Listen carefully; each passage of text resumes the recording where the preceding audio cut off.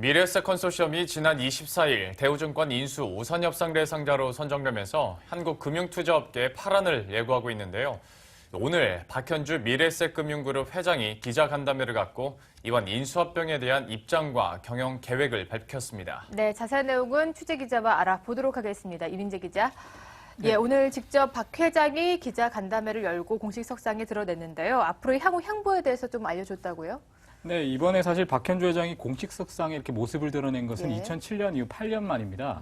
그 박 회장은 먼저 대우증권 인수로 자기 자본 8조 원의 대형 증권사로 거듭나고 또 증권업계의 삼성전자가 되기 위해서 끊임없이 노력할 것이라고 말했는데요. 또 투자 전문가인 미래에셋과 어떤 대우증권의 그 IB 능력을 합해서 아시아를 대표할 것이라며 그 2020년까지 자기 자본 10조 원을 달성했다고 말했습니다. 또 예상한 대로 그 해외 투자에 굉장히 집중할 것이라고 말했는데요. 그 자세한 이야기는 박현주 회장 인터뷰를 들어보시죠. 우리나라 가계의 총자산 대비 금융자산은 약 25%로 미국의 70%, 일본의 60%와 비교할 때 현저히 낮은 수준입니다. 평안한 노후를 위해서는 부동산에서 금융자산으로 국내 자산 일변도에서 벗어나 글로벌 자산 배분을 통해 다양하고 안정된 투자 기회를 제공해야 합니다. 앞으로의 경영 계획이나 포부에 대해서도 얘기를 했는데요. 개인적으로 이 박현주 회장의 투자 스타일이라고 해야 될까요? 잠시 보면 골프 업체도 있고 호텔 같은 부동산 투자도 많이 하고 주식도 하다 보니까 이번 우선협상 대상자로 선정된 이후에 추가적인 어떤 투자 계획이 어떻게 될지도 좀 세간의 관심인 것 같습니다. 사실 오늘 그 간담회가 열린 서울 포시즌즈 호텔도 그 미래에셋 자산운용이 3,500억 원의 그 사모 투자를 해서 만든 회사이거든요. 예. 즉 박현주 회사인 셈인데요. 그 박현주 회장은 지금도 인수합병을 할 수 있는 곳을 찾고 있다면서 그 정확하게 밝히긴 어렵지만 해외 쪽이라고 설명을 했습니다. 또 부동산 투자와 관련해서는 센터원 그리고 포시즌스 호텔 등을 짓고 주위에 또 개발되는 등 순기능을 했다면서 그 중국을 비롯해 아시아가 고속 성장하고 있어 한국의 관광산업 등 내수산업이 성장을 해야 한다고 말을 했습니다. 또 무엇보다 아모레퍼시픽, 한미약품 등 전문화된 기업에 주목하고 있다면서 그 혁신자가 중요하다고 말을 했습니다. 또 대우증권과 함께 인수한 사는 자산운용에 대해서는 채권의 강점을 가지고 있기 때문에 그 중위험, 중수익의 포트폴리오를 제공하는 회사로 육성할 것이라고 말했습니다.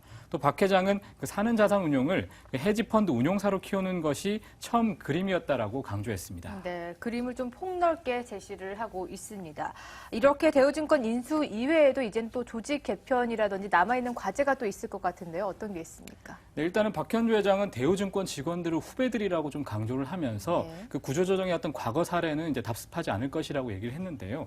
박 회장은 그 대우증권 그 인수 가격을 좀 더 높게 제시할 정도로 그 대우증권의 가치를 높게 평가하고 있었다라고 말을 했습니다.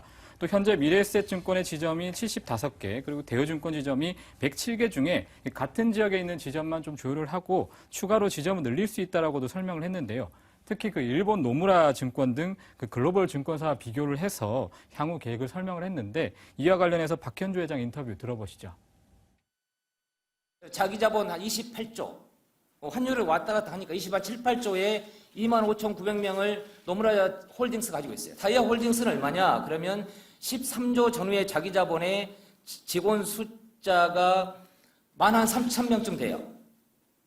이건 뭘 의미하냐면 한국의 이 증권 산업이 너무 뒤에 처져 있다 하는 거예요. 너무 우리가 패배주의에 있는 거고 나는 이 미래에셋 대우증권이 합쳐지면은 보다 더 안정된 자기 자본을 바탕으로 해서 과거의 틀에서 벗어날 수 있다라고 생각을 합니다.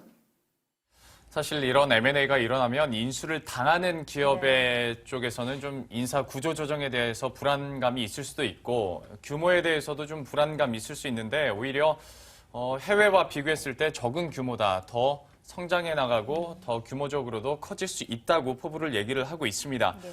그런데 이제 이런 인수가 되면서 해결해야 될 문제들이 구조조정뿐만이 아니라 여신전문금융업법에도 좀 위반이 된다라는 얘기가 나와요. 자기 자본 대비해서 보유주식 비율이 현재 너무 높다라는 것이 문제인데 이 부분에 대해서는 박 회장은 어떻게 얘기를 하고 있나요?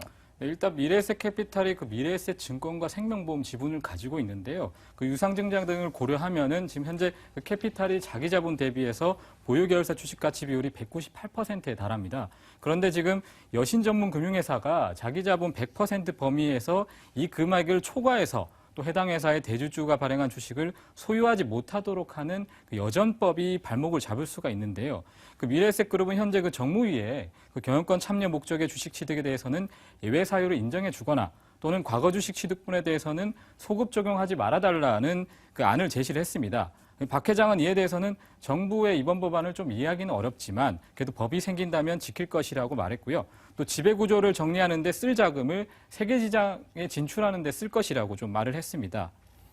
네, 이렇게 여신전문금융업법이 발목을 잡을지도 모르겠지만 우선 대우증권을 인수하게 된다면 자기자본 8조 원대 이런 대형 금융사가 탄생하는 만큼 주식시장도 그 기대감으로 계속 오르고 있어요. 네, 미래에셋증권 같은 경우에도 오늘 그 전거래일과 비교해서 9.67% 오른 21,550원의 거래를 마쳤습니다. 그건 지난 18일 이후 5거래일간의 상승세를 보인 것인데요.